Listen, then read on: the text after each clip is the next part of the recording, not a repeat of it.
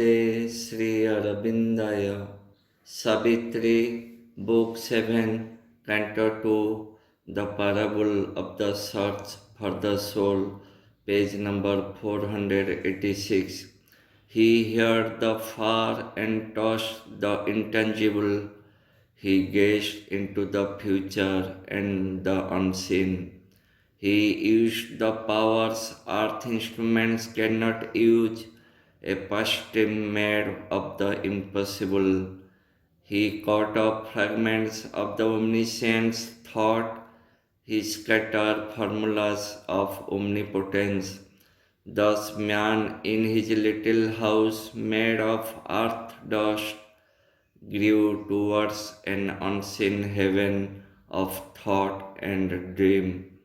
Looking into the vast vistas of his mind on a small globe dotting infinity, at last climbing a long and narrow stair, he stood alone on a high roof of things and saw the light of a spiritual sun.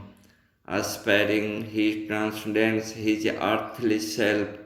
He stands in the largeness of his soul newborn, redeemed from encirclement by mortal things, and moves in a pure, free spiritual realm, as in the rare breath of a stratosphere, a lost end of far lines of divinity.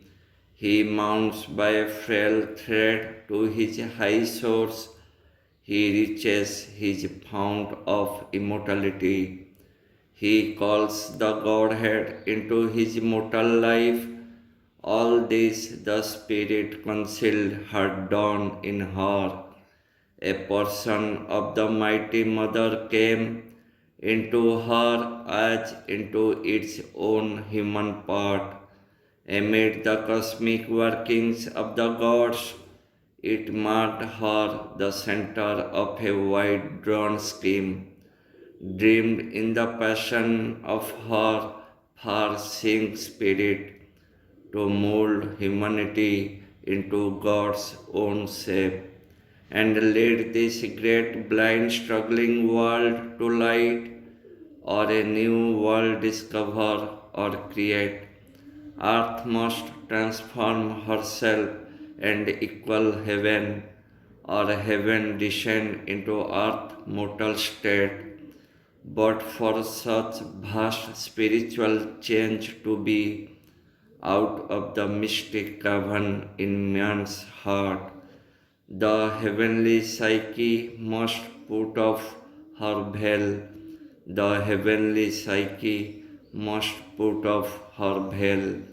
Om Savitri, Om Savitri, Om Savitri.